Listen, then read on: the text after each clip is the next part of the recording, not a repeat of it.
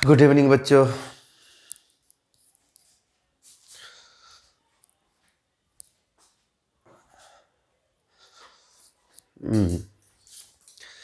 तो आज हम लोग लॉन्ग क्वेश्चन 2011 करने जा रहे हैं। और ये 2000 का जो लॉन्ग क्वेश्चन है 11 वाला, इसमें से दो काफ़ी इम्पोर्टेंट है। एक तो ये और एक ऑसवर्ल्ड प्रोसेस है ना। तो पहले हम इस पर बात कर लेते हैं। तो मैग्नेटिक प्रॉपर्टी, चुंबकीय गुण, ये तो सबको पता होगा, आप लोग फिजिक्स में पढ़े होंगे कि हमारा जो मैग्नेट होता है, हमारे पास जो चुंबक होता है, एक नॉर्थ पोल होता है और दूसरा साउथ पोल होता है। बोलो सही बात है कि नहीं? एक नॉर्थ पोल और एक साउथ पोल, एक उत्तरी ध्रुव और एक दक्षिणी ध्रुव होता है, सबको पता है। और इस चुंबक के द्वारा जो मैग्नेटिक फील्ड डेवलप होता है, ये मैग्नेटिक इसका फील्ड है, मतलब अपना इसका ताकत है। मान लेते हैं हमने यहाँ पर Fe को रखा, आयरन को रखा, तो इसको यहाँ से अपनी ओर क्या कर लिया, अट्रैक्ट कर लिया, खींच लिया। तो या तो यहाँ पर क्या कर सकता है, या तो पदार्थ को अट्रैक्ट कर सकता है, या तो पदार्थ को रिपेल कर सकता है, या तो आकर्षित कर सकता है, या तो प्रतिकर्षित कर सकता है। दैट मीन्स चुंबकीय गुण इसी को कहा जाता है। लेकिन हम लोग को पढ़ना कितने प्रकार के? 5 प्रकार। पैरामैग्नेटिक, अनुचुंबक, अनुचुंबकीय भी बोल सकते हैं, डायमैग्नेटिक, प्रतिचुंबक, फेरोमैग्नेटिक, लौह चुंबक, एंटी फेरोमैग्नेटिक, प्रतिलौह चुंबक, फेरोमैग्नेटिक, फेरी चुंबक। तो इस पर बारी बारी से हम लोग आज विचार करेंगे, ठीक है। अच्छा, 2011 में केवल दिया है आपका ए दिया है और एक ए दिया है, तो वो 2 नंबर में दिया है। लेकिन सवाल आपका 5 नंबर में भी कभी कभी आता है, चुंबकीय गुण के बारे में वर्णन करें, तो यही पांचों के बारे में वर्णन कर सकते हैं, ठीक है। तो शुरुआत करते हैं हम लोग। पहले इनका स्क्रीनशॉट ले लीजिए। इसमें 2 तो आप लोग बहुत बार पढ़ चुके हैं, लेकिन मैं सीरियल नंबर से सबको बारी बारी से चर्चा कर देता हूँ। ओके, चलिए तो स्क्रीनशॉट ले इनका।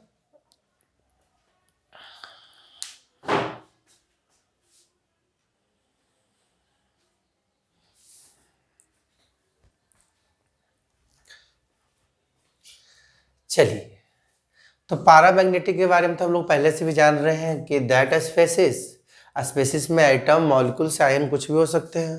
That at species which are weakly attracted, strongly नहीं, वीकली, कमजोर, दुर्बल रूप से, weakly attracted towards magnetic field is called paramagnetic. कहता है सर वैसा पदार्थ, अर्थात परमाणु, अणु, आयन कुछ भी हो सकता है। कहता है वैसा पदार्थ जो चुंबकीय क्षेत्र की ओर, चुंबकीय क्षेत्र की ओर, ये देखिए हमने यहाँ पर एक चुंबक रख दिया, एक नॉर्थ पोल और एक साउथ पोल। चुंबक में नॉर्थ और साउथ पोल होते हैं, फिजिक्स वाले सर पढ़ा है ना, कि चुंबकीय क्षेत्र एक नॉर्थ पोल रखता है, एक साउथ पोल रखता है। तो कहने का मतलब यह हुआ कि यहाँ पर हमने एक चुंबक रख दिया और वहाँ पर देखे कि कोई पदार्थ बहुत कम, बहुत स्लोली उसके क्षेत्र की ओर, उसके क्षेत्र की ओर स्लोली अट्रैक्टिव हो रहा है। तो वीकली उसकी ओर जा रहा हो, वैसा पदार्थ जो चुंबकीय क्षेत्र की ओर दुर्बल आकर्षित हो जाता हो, स्ट्रांगली नहीं, दुर्बल, स्लोली उसकी ओर खींचा जा रहा है, उसे अनुचुंबकीय कहते हैं। जैसे कुछ एग्जाम्पल यहां पर देख लीजिए। कौन सा पदार्थ चुंबकीय क्षेत्र के द्वारा सर आकर्षित होगा? तो जिनके पास देखेंगे अनपेयर इलेक्ट्रॉन, अनपेयर इलेक्ट्रॉन एक या एक से अधिक होना चाहिए, एक या एक से अधिक होना चाहिए, है ना। कम से कम एक हो, बाकी 1 से 2 3, एक या एक से अधिक अयुग्मित इलेक्ट्रॉन रखते हैं। तो जो पदार्थ है ना, एक या एक से अधिक, जैसे इसी का चेक कर लेते हैं हम लोग।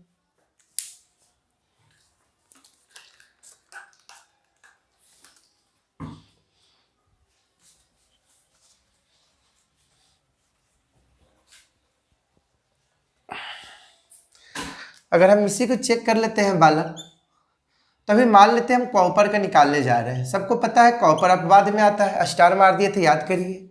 तो यहाँ पर सर हो जाएगा आर्गन, हो जाएगा सर 4s1 हो जाएगा सर, और 3d10, 18 19 और 10 29। बट यहाँ देख रहे हैं बेटा 2 प्लस है, अर्थात 2 इलेक्ट्रॉन लॉस करेगा। तो पहले लॉस कहाँ से करेगा? यहाँ से। फिर इलेक्ट्रॉन कहाँ से करेगा? एक यहाँ से। तो अब यहाँ पर क्या बचेगा? 3d9। इनका अन पे इलेक्ट्रॉन निकालेंगे तो बताओ अन पे इलेक्ट्रॉन का कितना आएगा? याद करो, है ना, मैंने बोला था अगर D1 है तो अन पे इलेक्ट्रॉन 1, अगर D2 है तो अन पे इलेक्ट्रॉन 2, अगर D3 है तो अन पे इलेक्ट्रॉन 3, अगर D4 है तो अन पे इलेक्ट्रॉन 4, अगर D5 है तो अन पे इलेक्ट्रॉन 5। लेकिन अगर D6 है तो क्या करो? 10 में से 6 घटा दो तो कितना आ जाएगा? 4। अगर D7 है तो 10 में से 7 घटा दो तो कितना हो जाएगा? D9 है तो 10 में से 9 घटा दो तो कितना आ जाएगा? अरे तो फिर बुतरुनिया करना, एक ऑर्बिटल बना लेना, D का 5 ऑर्बिटल, एक एक इलेक्ट्रॉन भरो पहले अकॉर्डिंग टू हुंड्स के अनुसार। जब इलेक्ट्रॉन को पेयर करेंगे, जोड़ा करेंगे, युग्मित करेंगे तो उनके स्पिन को अपोजिट कर लेना है। तो देखिए अन पे इलेक्ट्रॉन कितना बचा? तो इतना करता 11 वाला, आप लोग का हल कर जाइएगा, डायरेक्ट काम कर लीजिए। तो देखिए इनके पास अन पे इलेक्ट्रॉन कितना है? एक, कम से कम एक होना चाहिए, एक या एक से ज़्यादा, 1 2 3 जो भी हो। सर इसमें कैसे पता लगाएंगे सर? बिल्कुल सिंपल है यार, बताओ। जिसको निकालना है ऑक्सीडेशन नंबर उसको क्या बोले थे? x, और ऑक्सीजन का -2 होता है सर। बराबर करेंगे तो क्या हो जाएगा सर? तो x बराबर करेंगे तो प्लस क्या हो जाएगा? 2, मतलब Ti+2 का निकालना है। तो पहले हम Ti का निकाल लेते हैं। तो बताओ अस्काइडियम 21, टाइटेनियम 22, तो टाइटेनियम का 22 हो जाएगा। तो 22 में करेंगे तो क्या हो जाएगा? आर्गन 2 20, और 20 से 2 करेंगे तो कितना हो जाएगा? 22। लेकिन हमको इसका निकालना है तो इनको यहाँ से विदाई कर देंगे। तो बताओ अन पे इलेक्ट्रॉन कितना आ जाएगा? 2। समझ में आ रहा है? सिमिलरली आप चाहे तो इसका कर सकते हैं, इसका कर सकते हैं। तो कैसे इस पर आया? इसके थ्रू पता चला आप लोग को? तो समझ में आ गया कि ये सारे जो बंदे हैं जिनके पास 1 2 अन पे इलेक्ट्रॉन होता हो, लेकिन मतलब 2 3 से ज़्यादा नहीं होता हो, तो वो चुंबकीय क्षेत्र के द्वारा आकर्षित तो किया जाएगा लेकिन बहुत ही स्लोली किया जाएगा। तो वीकली उसको बोला जाता है, कमजोर दुर्बल आकर्षित किया जाता है। तो उसी को हम लोग बोलेंगे पैरामैग्नेटिक बोलेंगे। ठीक है, इसमें एक चीज़ और याद रखना, नोट के रूप में याद रखना, हम बता देते हैं। स्क्रीनशॉट एग्जाम्पल का लेना है तो ले लो। सर कैसे किए हैं थोड़ा कर लो जल्दी से, तब तक हम साफ कर लेते हैं।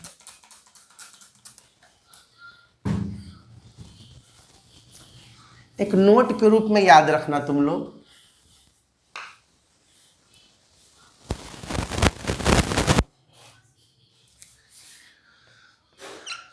ऑब्जेक्टिव के लिए काम देगा। Any molecules having even number, sorry, odd number of electron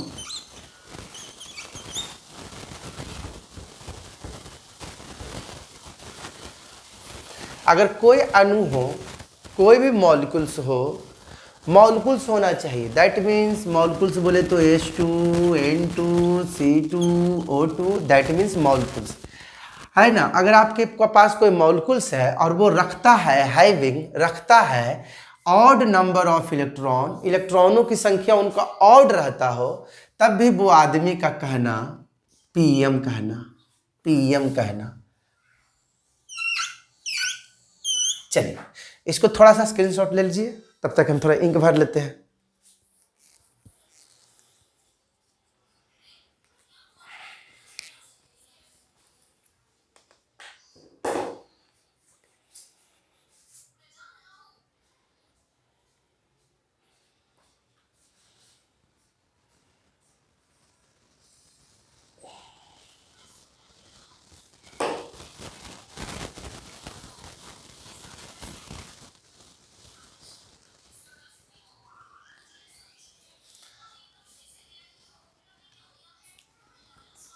जैसे हमने तुमको बोला,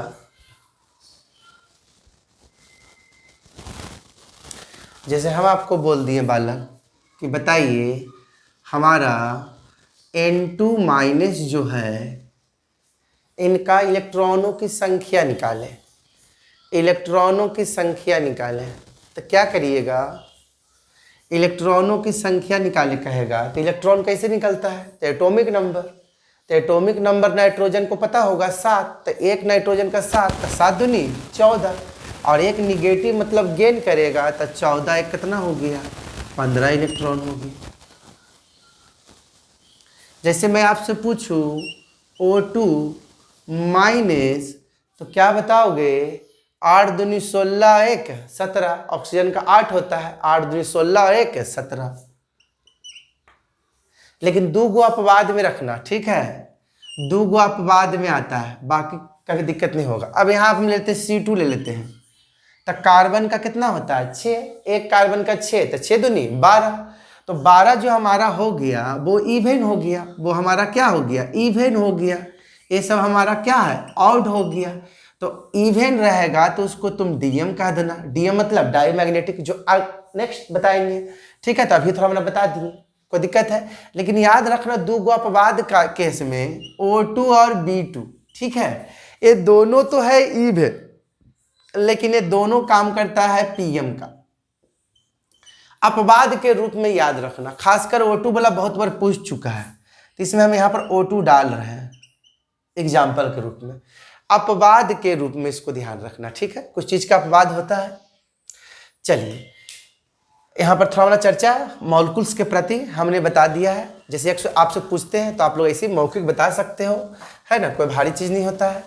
जैसे हमने दे दिया यहाँ पर F2 दे दिया, और आपसे पूछा F2 माइनस दे दिया, या F2 रह दिया, हटाओ ना, तो बताओ 9 दूनी 18, 18 जो हमारा हो गया इवेन हो गया, इवेन का मतलब हो गया डीएम हो गया।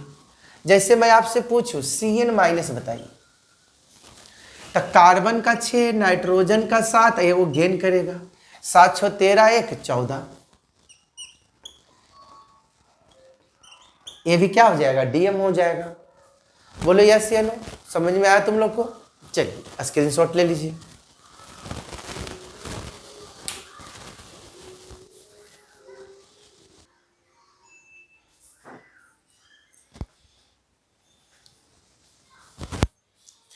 That species which are repel by magnetic field is called diamagnetic, मतलब जो चुंबकीय क्षेत्र के द्वारा प्रतिकर्षित होता हो, वैसा पदार्थ जो चुंबकीय क्षेत्र के द्वारा प्रतिकर्षित होता हो उसे प्रतिचुंबकीय कहते हैं। जैसे कॉपर देख सकते हैं,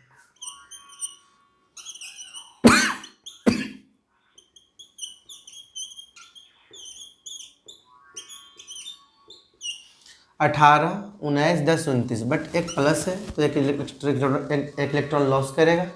कहाँ से लॉस करेगा पता है ना? आउटर सेल से, एस से निकाल दो, तो देखो डी के पास पूर्ण भरा हुआ है। तो ये दोनों का स्पेशल केस में याद रखना, कभी कभी रेयर केस में, ऐसे आज तक तो पूछा नहीं है, बट ये सब ध्यान रखना। बेंजीन और NaCl जो होते हैं इन्हीं के रूप में आ जाते हैं, बिकॉज आप देख सकते हो तो यहाँ पर ये तो न्यूट्रल होकर करता है, बट यहाँ इसको देखेगा तो एक प्लस और माइनस, एक प्लस और एक माइनस न्यूट्रल हो जाएगा, तो अनपेयर इलेक्ट्रॉन इसका भी क्या हो जाएगा? 0। They have no unpair electron. ए जो चुंबक के द्वारा प्रतिकर्षित होगा, प्रतिकर्षित कौन होगा सर?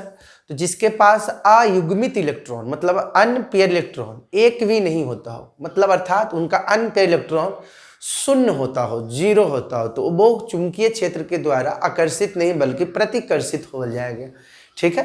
तो स्क्रीनशॉट ले लीजिए फटाफट।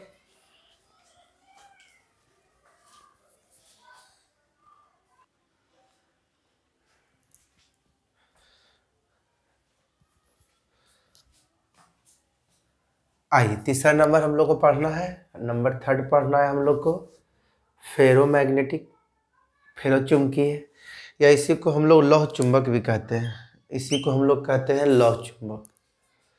इसमें क्या होता है सर? तो पारामैग्नेटिक में क्या था, अनुचुंबक में क्या था कि अट्रैक्ट तो हो रहा था लेकिन बहुत ही वीकली, बहुत ही कमजोर से। लेकिन इसमें जो होगा लौह चुंबक, नाम में पता चला लौह चुंबक मतलब मजबूत आदमी होगा ये, है ना, जैसे लौह पुरुष के नाम से। That species which are strongly attracted towards magnetic field is called ferromagnetic, या इसको फेरोमैग्नेटिज्म भी कहा जाता है। वैसा पदार्थ जो चुंबकीय क्षेत्र के द्वारा प्रबलता से आकर्षित रहता हो, मजबूती से क्या करता है, उसके क्षेत्र की ओर बढ़ता है। उसे हम लोग लौह चुंबक कहते हैं। इसमें क्या पता चलेगा सर? तो इसमें भी तो अनपे इलेक्ट्रॉन रहेगा, लेकिन मैक्सिमम रहेगा। मैक्सिमम मतलब 4, 3, 5, इस तरह से मैक्सिमम अनपे इलेक्ट्रॉन रहेगा। इसमें 3 आदमी हैं, फे को ना, फेकोना, आयरन कोबाल्ट निके, याद रखना, फेकोना, ज्यादा फेको ना, तब फेकोना मतलब FeCO9, इनका लौह चुंबक का सबसे बेस्ट एग्जाम्पल है। चलिए स्क्रीनशॉट लीजिए। वैसा पदार्थ जो चुंबकीय क्षेत्र के द्वारा मजबूती से, प्रबलता से आकर्षित रहता हो, उसी को लौह चुंबक कहा जाता है। इसमें जो अनपे इलेक्ट्रॉन होंगे 1, 2 से भी ज़्यादा, मतलब 3, 4 इस तरह से होना चाहिए। तो जैसे आप इसी को निकाल लेते हैं, Fe का निकाल लीजिए। तो Fe का निकालिएगा तो देखिए 26 होता है, तो 26 करेंगे तो आर्गन होगा, 4s2 होगा, और 3d कितना होगा? 6 होगा। तो 18, 2, 20, तो ये तो फुलफिल है। हम निकालेंगे तो इस d से निकालेंगे। तो बताओ, डायरेक्ट निकाल लेते हैं। तो 10 में से 6 गया, तो बताओ अनपे इलेक्ट्रॉन कितना दिख रहा है? 2 से ज़्यादा अनपे इलेक्ट्रॉन होने लगते हैं तो याद रखना कि वो मैक्सिमम में चला जाते हैं, और जो मैक्सिमम में चला जाते हैं याद रखना वो काम करेगा फेरोमैग्नेटिक का। इस चीज़ को ध्यान में रखना है, ठीक है। इसमें मुख्य रूप से याद रखना है फेकोना, Fe, कोबाल्ट, निकेल, इस चीज़ को ध्यान में रखना। चलिए स्क्रीनशॉट लीजिए।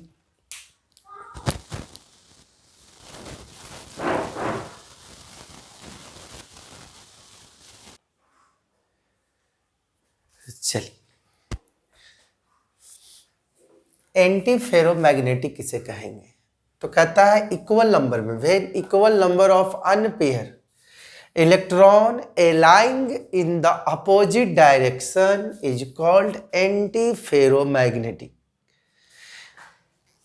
एलाइन का मतलब क्या होता है सर? संरेखित होना। अनपेयर इलेक्ट्रॉन को एलाइन करना मतलब संरेखित करना, मतलब यहां समझिए, यहां समझिए आप। ये देखिए, दोनों का दिशा विपरीत है। दोनों का दिशा क्या है? विपरीत है। क्लॉकवाइज है, दूसरा एंटी क्लॉकवाइज। अब इसी को ऐसे ना लिख करके हम इक्वल नंबर में, ये देखो सपोज डेट हम ले लेते हैं इनको,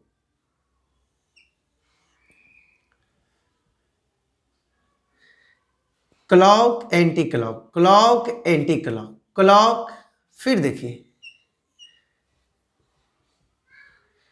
anti clock, clock anti clock, clock anti clock. मतलब क्या देख रहे हैं? इस तरह का अरेंजमेंट को हम लोग बोलते हैं एलाइन करना। किसको अलाइन कर रहे हैं भाई? अनपेयर इलेक्ट्रॉन को। कौन सा डायरेक्शन सर? एक दूसरे का अपोजिट। अपोजिट मतलब एगो क्लॉक तो दूसरा एंटी क्लॉक, लेकिन इस दोनों का संख्या जो होना चाहिए इक्वल नंबर होना चाहिए। चिक सकता है clock 1, clock 2, clock 3, clock 4, clock 5, clock की संख्या हो गई 5। तो देखो कि एंटी क्लॉक की संख्या भी 5 ही होगा। 1, 2, 3, 4, 5।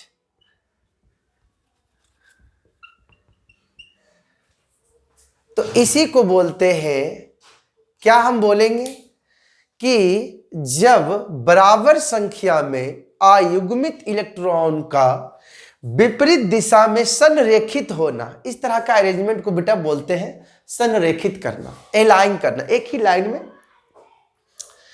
तो जब बराबर संख्या में अयुग्मित इलेक्ट्रॉनों को विपरीत दिशा में संरेखित करते हैं तो उसे प्रतिलौह चुंबक कहते हैं।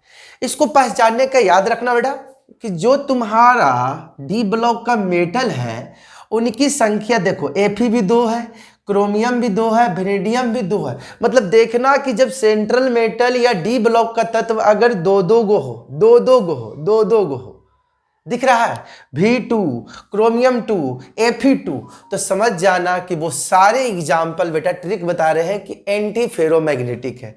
सर ये कहां से आप लाए हैं? आप भी कर सकते हो। कैसे? मैं आपको दिखाता हूं, थोड़ा वेट कर लो। ये सर कहां से आप ले आए? तो ये बहुत छोटा सा चीज है, कोई भारी भरकम चीज नहीं है। इनको देख लीजिए और इन्हीं का गोतिया है। इसमें इक्वल होगा और बगलवा वाला जो अगला आएगा फेरी, पचमा जो है फेरी मैग्नेटिक। चलो सबसे पहले हम इस आदमी का निकालने जा रहे हैं ऑक्सीडेशन नंबर। तब बोलो जिसको निकालना है उसको हम मान लेते हैं x, तो 1 के लिए x, तो 2 के लिए क्या हो जाएगा 2x, और -6 एक ऑक्सीजन का -2 मल्टीप्लाई कर देंगे और बराबर 0, तो 2x बराबर 6 काट देंगे तो x बराबर +3। दैट मीन्स Fe पर कितना पॉजिटिव, 3 पॉजिटिव। कोई बच्चा ऐसे भी लिख सकता है, कोई बच्चा ऐसे भी लिख सकता है, कोई बच्चा ऐसे भी लिख सकता है, जिसको जैसे लिखना लिखो यार, कोई दिक्कत नहीं यहाँ पर है। तो पहले हम हटा देते हैं कि हमको Fe प्लस जो 3 दिख रहा है हम केवल Fe का निकालेंगे। तो कैसे निकालेंगे सर, आर्गन 4s2 और 3d6। अब आपको 3 इलेक्ट्रॉन को लॉस करवाना है, दैट मीन्स 3 इलेक्ट्रॉन को आपने ऑक्सीडेशन कराया। ऑक्सीडेशन मतलब लॉस करना। तो 3 लॉस कहाँ से करेगा सर जी, एक यहाँ से करेगा सर 2 सर, और एक यहाँ से लॉस करेगा। तो जब लॉस करेगा तो इसका रिजल्ट क्या आएगा सर, आर्गन 3d5। बोलो यस या नो। तो अब इसका अरेंजमेंट करते हैं हम लोग, अलाइंड अरेंजमेंट, वो भी विपरीत दिशा में करेंगे, विपरीत दिशा में। तो इसका विपरीत दिशा करते हैं, डी का घर द्वार बना लेते हैं, clock anti clock, clock anti clock, clock. ऐसा ऐसा एक नहीं है बेटा, बल्कि ऐसा ऐसा इनकी संख्या कितनी है, 2, मतलब एक और ऐसा है। तब उसका अरेंजमेंट हम करेंगे। तो बताओ अभी क्या करेंगे, clock anti clock, clock anti clock. अरे समझ में आ रहा था, क्लॉक का उल्टा एंटी क्लॉक, एंटी क्लॉक का उल्टा क्लॉक, क्लॉक के उल्टा एंटी क्लॉक, एंटी क्लॉक का उल्टा क्लॉक, क्लॉक के उल्टा एंटी क्लॉक। बोलो कौन कर लो, देख लो, 1 2 3 4 5, एंटी क्लॉक 5, 1 2 3 3 4 4 और 1 5, तो एंटी क्लॉक भी 5। बोलो यस या नो। तो इक्वल नंबर में अनपेयर इलेक्ट्रॉन को क्या किया जाता है, अपोजिट डायरेक्शन में अलाइन किया जाता है, मतलब संरेखित किया जाता हो, तो उसी को हम लोग बोलते हैं, मिट चुका है उसको बोलेंगे एंटी फेरोमैग्नेटिक, प्रतिलौह चुंबक। तो बोलो समझ में आ गया कैसे अरेंजमेंट करते हैं। और अगला वाला में जो है कि जहां इक्वल दिख रहे हो वहां खाली अनइक्वल कर देना है। जैसे बराबर संख्या में अयुग्मित इलेक्ट्रॉनों को विपरीत दिशा में संरेखित हो जाता है तो उसे प्रतिलौह चुंबक कहते हैं, ठीक है। और अगला जो है फेरी चुंबकीय, फेरी, तो बस एक बराबर को कर देना है असमान। क्या कर देना है, असमान संख्या में अयुग्मित इलेक्ट्रॉनों को विपरीत दिशा में क्या किया जाता है। तो इसका सबसे बेस्ट एग्जांपल है, जो कि मैं लिखा देता हूं, टेंशन मत लो, उसका सबसे बेस्ट, इसका तो याद रखना, जहां देख लेना दू दू दू, और बगल वाले जो अभी आवेगा उसे भी देख लेना 3 होना चाहिए, 3 3 3, ठीक है। जो आपका डी ब्लॉक का तत्व होगा, डी ब्लॉक का जो तत्व होगा, डी ब्लॉक का जो तत्व होगा, ये V2 की जगह V3 आ सकता है, Cr की जगह Cr3 आ सकता है, Fe2, यहाँ Mn भी आ गया, और यहाँ आ गया O3 या O4 आ गया। तो देखो ये भी डी ब्लॉक का आदमी है और ये भी डी ब्लॉक का आदमी है, दोनों डी ब्लॉक का आदमी है। तो देखो 2 और 1 3, हमेशा देखना कि डी ब्लॉक का आदमी इवेन के रूप में आवे, इवेन के रूप में आवे, तब वो चला जाएगा आपको प्रतिलौह चुंबक में। अगर ऑड के रूप में आवे, ऑड, और उस आदमी का सबसे बेस्ट एग्जाम्पल है जिसका नाम हम बार बार बोल रहे हैं, फेरी मैग्नेटिक। तो वो आपका सबसे बेस्ट एग्जाम्पल है Fe3O4, जिसको मैग्नेटाइट आप लोग बोलते हैं। चलिए उतार लीजिए। तो क्या पचमा आप लोग अपने से लिख लीजिएगा, क्या सबसे हो जाएगा, लिख लेना अपने से एग्जाम्पल के रूप में। अच्छा ला हम कर देते हैं,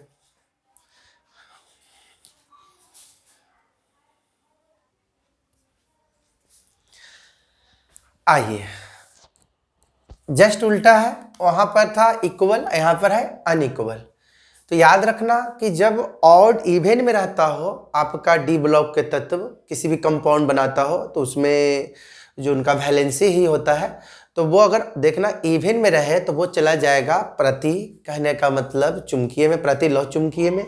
लेकिन देख लेना कि यही भाई साहब जो दिख रहा है ऑड के जगह, इवेन के जगह ऑड में दिख जाए, देखिए यहाँ 2 और एक, ये दोनों आदमी एक ही ग्रुप का आदमी है, 3D सीरीज का है। तो देखिए यहाँ भी दो आयरन दो, और डी ब्लॉक को दो, और यहाँ पर डी ब्लॉक, ये भी डी ब्लॉक का है, तो 2 और 1 3, मतलब ये दोनों एक जाति का मान के चलिए इसको, ठीक है। तो ये 2 और 1 3, मतलब ये आदमी देखिएगा, ये जाति वाला आदमी, डी ब्लॉक के जाति वाला आदमी, अगर देख लीजिएगा कि अगर ऑड नंबर में हो, ऑड नंबर में, तो फेरी में चला जाएगा। तो कहता है जब unpair unequal number of unpaired electron align in opposite direction is called ferrimagnetic, ferrimagnetic. मतलब कहता है जब अयुग्मित इलेक्ट्रॉनों की या समान संख्या विपरीत दिशा में संरेखित होते हैं तो उसे, इसके पहले वाला में क्या था, जितना क्लॉकवाइज था उतना एंटी क्लॉकवाइज था, लेकिन अब तुम करके देखता है तो करके देख लो, पता चल जाएगा तुमको। चलो करके देखते हैं। यहाँ पर इसका निकालेंगे सर तो क्या हो जाएगा सर, 3x हो जाएगा, माइनस करेंगे सर तो 8 हो जाएगा सर। तो यहाँ पर करेंगे तो मोटा मोटी इसको हटा देते हैं। एक काम करते हैं, इसको हम जैसे अभी हमने किया था यहाँ पर, क्योंकि यहाँ पर तो आएगा फ्रैक्शन के रूप में आ जाएगा, तो इसको हम क्या करते हैं, ध्यान देना थोड़ा मना,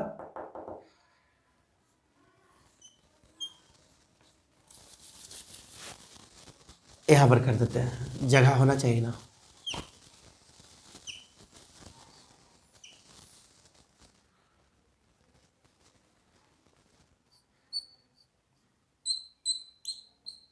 चलिए शुरुआत करते हैं। यही Fe+3 पर काम कर रहे हैं हम लोग।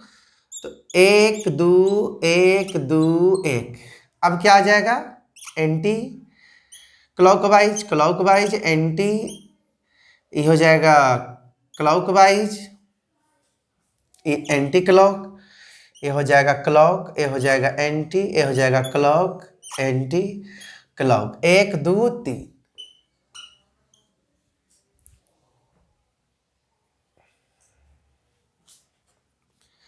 अब इनकी संख्या गिनते हैं और इनकी संख्या गिनते हैं, तो देखिए तो क्या हो रहा है, 1 2 3 4 5 6 7 8, इनके गिनिए, 1 2 3 4 5 6 और एक हो जाएगा 7। देखिए दोनों का संख्या इक्वल है क्या अनइक्वल है, बिल्कुल ही सर अनइक्वल है। तो अनइक्वल संरेखीय अरेंजमेंट करेगा अपोजिट डायरेक्शन में, तो समझ जाइए कि वो फेरी मैग्नेटिक है। तो वेरी इंपॉर्टेंट इस साल का सवाल है बेटा, तो मैंने पांचों को बता दिया है, आप लोग लॉन्ग क्वेश्चन के रूप में इसको एक्सेप्ट करके बढ़िया से याद कर लेंगे, ठीक है। चलिए अगला सवाल की हम बात करते हैं, इसको स्क्रीनशॉट ले लीजिए आप लोग।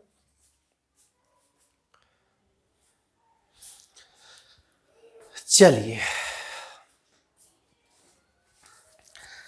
सवाल कह रहा था कि नीचे दी गए सेल में, सेल के लिए ऐसा सेल दिया है तो क्या करो, इसको सेल रिएक्शन में बदल दीजिए, है ना। ऐसे भी चल सकता है, कोई दिक्कत नहीं है, अगर आपके पास थोड़ा सा भी कॉमन सेंस दिमाग है तो काम कर सकते हैं। लेकिन अगर इसको डिटेल में बनाना चाहते हैं तो डिटेल में बना सकते हैं। कैसे सर, तो देख लीजिए, जब इनको एक्वस में डालेंगे तो टूटेगा प्लस में, तो पॉजिटिव चार्ज बढ़ रहा है। इसको करेंगे तो यहाँ +2 से 0 हो रहा है, यहाँ पॉजिटिव चार्ज घट रहा है, +2 से 0 हो रहा है। तो बताओ, पहले ये बताओ, पॉजिटिव चार्ज का बढ़ना हम लोग ऑक्सीडेशन पढ़े थे, और पॉजिटिव चार्ज का घटना हम लोग क्या पढ़े थे, रिडक्शन पढ़े थे, ऑक्सीकरण पढ़े थे और अवकरण पढ़े थे। अब बताओ, हम लोग ने पढ़ा था कि इस पर हमेशा याद रखना एक कैथोड पर क्रिया होती है और एक क्रिया जो होती है एनोड पर होता है। तो यहाँ पर लिखेंगे एट एनोड, थोड़ा डिटेल में, ऐसे कोई बस डायरेक्ट भी कर सकते थे। तो क्या लिख सकते हैं सर इसको, सर तो इसको आप ऐसे लिखिए, जिंक लिखिए, एरो मार दीजिए, और इस आदमी को पूरा मत लिखिए, बस Zn+2 लिख दीजिए। चार्ज को बैलेंस करता है इलेक्ट्रॉन, हमने पढ़ाया था, तो यहाँ पर 0 है, यहाँ +2 है। चार्ज को बैलेंस इलेक्ट्रॉन करेगा, जिधर चार्ज ज्यादा हो उधर इलेक्ट्रॉन को जोड़ दें, इधर चार्ज ज्यादा है 2 इलेक्ट्रॉन को जोड़ दें। इसको समीकरण 1 मान लें। उसके बाद फिर कॉपर +2 है और इधर कॉपर है भाई 0, तो अभी इधर 2 इलेक्ट्रॉन को जोड़ दें। इसको समीकरण 2 मान लें। बढ़िया से सेल रिएक्शन लिख लें, इलेक्ट्रॉन से इलेक्ट्रॉन को काट दें, तो क्या बनेगा सर, जिंक कॉपर 2+, जिंक +2 और कॉपर। अब एक काम हो गया, लेकिन हमको निकालना है, क्या निकालना है भाई? स्टैंडर्ड इलेक्ट्रोड पोटेंशियल, मानक इलेक्ट्रोड विभव। इसी को हिंदी में क्या बोलते हैं? मानक इलेक्ट्रोड विभव बोलते हैं। तो इनके लिए तो हम लोग फॉर्मूला पढ़े थे सर। क्या पढ़े थे सर? आरपी कैथोड और माइनस आरपी एनोड। एक बार नहीं, बहुत बार पढ़े हैं। सिंपल वर्ड में बोले तो इसको हम ऐसे लिख सकते हैं, या ई कैथोड ई एनोड। बोलो सही बात है कि नहीं? इसको और हम पढ़े थे, ई चला जाएगा राइट, क्योंकि कैथोड एनोड और कैथोड उधर होता है राइट साइड। ये देखिए, यह हो गया एनोड, यह हो गया कैथोड, ये हो गया राइट साइड। तो ई कैथोड और ई एनोड लेफ्ट कर देना है, इधर ई लेफ्ट कर देना है। तो जैसे इच्छा कॉपी में पढ़ाया हो बढ़िया से। तो चलिए, हमको आरपी चाहिए। तो देखो, तो आरपी दोनों भाई आरपी होना चाहिए, पॉजिटिव चार्ज घटना चाहिए, पॉजिटिव चार्ज घटना चाहिए। क्या दोनों में पॉजिटिव चार्ज घट रहा है? मतलब दोनों ओके सर, इसमें कोई वैल्यू में परिवर्तन नहीं करेंगे सर। चलिए भाई, तो इनको वैल्यू में परिवर्तन नहीं करेंगे सर। तब हम लोग डायरेक्ट फार्मूला पर बात करते हैं। हम लोग पढ़े थे सर, ई सेल बराबर मानक इलेक्ट्रोड विभव बराबर आरपी कैथोड और माइनस आरपी एनोड। आइए, दोनों तो ठीक है। कैथोड पर बताओ ऑक्सीडेशन होगा कि रिडक्शन होगा? तो कैथोड पर हमेशा रिडक्शन होगा। तो देखो, ये पॉजिटिव चार्ज को बढ़ा रहा है और ये पॉजिटिव चार्ज को घटा रहा है। दैट मीन्स पहले कॉपर का मान लिखाएगा, तो पहले कॉपर को हम रखेंगे। तो कॉपर का मान को रखेंगे, तो बताओ कॉपर का मान कितना है? तो देख लो, वोल्ट कर दो, और एक पर एक फ्री है। ये वो तो मालूम है, करने का रहता है ना। कितना हो जाएगा? 1.10 वोल्ट, 6 4 10, 7 3 10, 1 11। ठीक तो है? आंसर चेक कर लो, बिल्कुल मानना चाहिए। ठीक है, 1.10 वोल्ट आ रहा है आंसर। Very good. तो इस तरह का सवाल मैंने आपको बहुत सारा बताया है ना। आप थोड़ा पर घर पर पढ़े होंगे तो काम हो जाएगा। तो ठीक है, यहाँ तक कर लेना बढ़िया से, फिर आगे हम लोग कल चर्चा करते हैं। ठीक है, खासकर वो बच्चे तो बिल्कुल पढ़ना है बेटा जो बीच में क्लास छोड़ करके डर से भाग जाते हैं। अरे भाई, हम आप ही लोग के लिए करते हैं मेहनत कि थोड़ा याद करके आइए, लेकिन आप लोग सोचते हैं मौज मस्ती भी कर ले और सब काम कर लेती, थोड़ा क्या हो सकता है। तो चलो कोई बात नहीं, अभी भी वीडियो पढ़ लोगे, आराम से देख देख कर पढ़ लोगे बेटा। देखो, एक लॉन्ग हुआ, कल एक लॉन्ग और बताएंगे, क्योंकि जो क्लास में पढ़े उनकी समझ आवश्यकता नहीं है। ये सब उन लोग का क्लियर हो चुका है।